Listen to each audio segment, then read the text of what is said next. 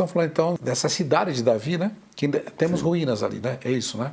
Temos as ruínas da cidade de Davi, ela termina, o topo dela é bem próximo já ao portão que dá acesso ao Muro das Lamentações. Ele, na verdade, não fazia parte do templo, mas parte do muro de arrimo que foi construído para se aplainar e construir o pátio do templo.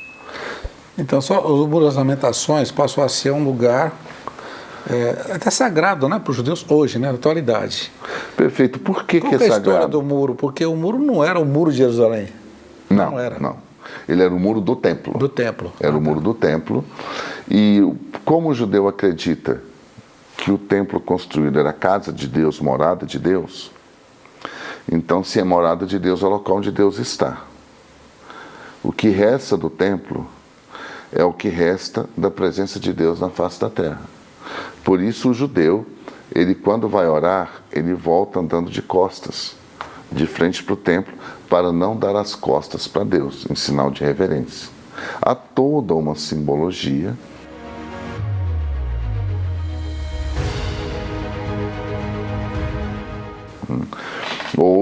Essa parte foi reconquistada por Israel na Guerra dos 6 Dias.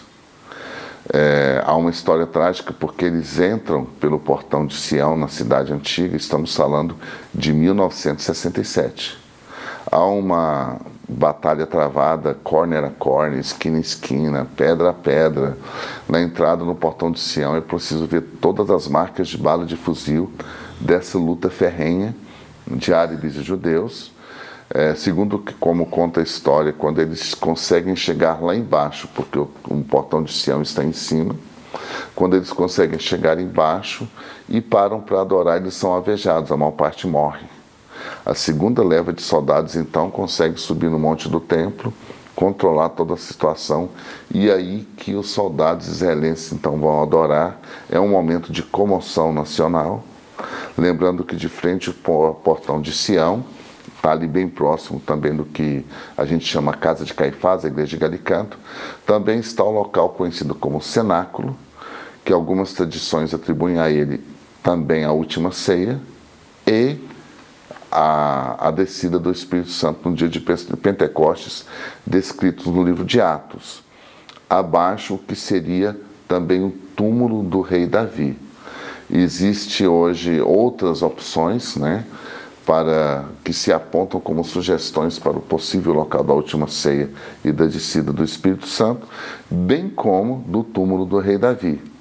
Porque, na verdade, o que acontece? Quando Davi morreu, não existia essa tradição de se enterrar, sepultar os reis ali em Sião, ela veio depois. Então, alguns arqueólogos defendem que o túmulo do rei Davi estaria ali na cidade de Davi hoje, que está sendo explorada embaixo do bairro árabe, e com a tradição que se cria de sepultar aqueles reis que foram tementes ao Senhor no Monte Sião, os seus restos teriam sido transportados da sepultura original para o Monte Sião. Mas são teorias, o que mais nos importa é permitir que os cristãos que viajam a essa terra possam visitar os principais locais. Tem ainda a Via Dolorosa, que começa através do antigo Portão das Ovelhas, também chamado hoje de Portão dos Leões, onde se visita o Tanque de Betesda, junto à Catedral de Santana. É possível visitar o Et Hom, onde Jesus foi apresentado ao povo. Sempre lembrando, hoje é totalmente diferente do que era naquela época, porque o que tem hoje foi construído, edificado sobre as ruínas da Jerusalém daquela época. Então que hoje os turistas, né, os visitantes, eles passam na chamada Via Dolorosa. Na verdade, é uma reconstrução, é isso?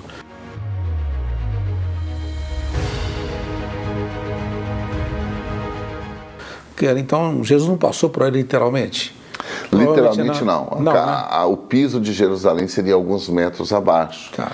Tem uma visita muito interessante logo após o Et Hom, que muitos chamam de o quarto piso do subterrâneo, onde se visita o litóstrofo, descendo a Via Dolorosa. Quando começa a descida, paga-se um ticket de entrada à direita e é possível entrar no subterrâneo, onde haviam cavernas cisternas romanas.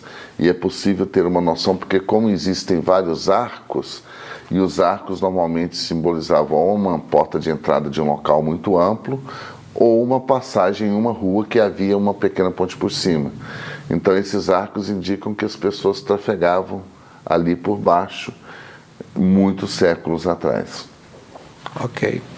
Então, é para entender então. Então Jerusalém foi destruída lá no ano 70, é isso? Exatamente. Depois ela passou por várias reconstruções. Então Isso. o que a gente vê hoje, na verdade, são já como se fosse sobreposições, né, daquelas ruínas, ruína sobre ruína. Exatamente, esse é o termo mais correto, que nos leva ao melhor entendimento dessa questão histórica sobre como Jerusalém foi edificada nesses termos. Então, dentro da cidade antiga ali tem esse caminho tradicional da Via Dolorosa, que passa por alguns pontos bíblicos e alguns pontos que não são bíblicos. Lembrando que o caminho da Via Dolorosa foi criado na época do período cruzado e, na verdade, era uma forma de se arrecadar dinheiro, vendendo souvenirs ou peças santas do que seria a crucificação e a morte de Cristo. Existe uma grande atração, né, que é o mercado de compras popular, tanto na parte judaica, que é mais voltado para galerias de arte, como na parte árabe, que é mais voltado para lembrancinhas básicas, né? Isso tudo dentro da cidade antiga, mas saindo da cidade antiga existem vários outros locais, como o Jardim do Túmulo, que é um dos dois possíveis locais da crucificação e ressurreição de Cristo. Um é o Jardim do Túmulo, que é administrado pela Igreja Episcopal Anglicana da Inglaterra, e outro é o Santo Sepulcro, que é onde a Igreja Romana acredita ter sido o local da crucificação do Gólgota e também da ressurreição. Então, falar um pouquinho sobre... antes de falar da Igreja do Santo Sepulcro, Jesus foi para o Gólgota, que era ali perto, certo? Sim. Tá. E existe ainda esse monte, existe acesso, como que existe uma certeza que aqui, esse local, é o Gólgota, foi aqui que estava as três cruzes? Existe assim... Essa certeza é difícil afirmar. Por quê? Ele foi enterrado, segundo o relato bíblico, bem ao lado do local onde foi crucificado. Havia um jardim. Nada disso é possível perceber onde está o Santo Sepulcro. Ele é uma basílica enorme, é uma construção arquitetônica maravilhosa, muito bonita, mas que foi edificada sobre... Se ali havia o Gólgota embaixo, ele foi totalmente destruído. Assim como o jardim onde estava o túmulo. Então é impossível saber isso. Uma das tradições fala que havia um templo à deusa Diana, que os romanos teriam feito para impedir a peregrinação de cristãos no local onde Jesus tinha morrido, e depois, com o período bizantino, com Constantino, sua mãe Santa Helena decide destruir o templo a Diana e edificar então o Santo Sepulcro. No lado da Igreja Episcopal existem algumas marcas e evidências que nos permitem imaginar o Jardim do Túmulo ali, como uma rocha de frente onde hoje é uma estação de ônibus, que seria... Hoje é impossível você perceber isso, mas em fotos mais antigas se percebe um formato semelhante de uma caveira. O fato de ter sido descoberto ali uma cisterna que guardava-se muita água e também um lagar. Se havia um lagar, indica que existia um jardim. Jardim no tempo bíblico era um local com árvores frutíferas. Poderiam ser oliveiras, poderiam ser parreiras com uva, poderia ser algum outro tipo de cultivo. Então, o jardim do Getsemane era o jardim da prensa de azeite, que é o significado de Getsemane, porque ali haviam oliveiras. Então, há algumas características do local que nos permitem imaginar que ali seria o local da crucificação e ressurreição de Cristo. Então, aí você falou do Monte Caveira, né? Isso. Realmente tem um certo formato, não tem, na rocha?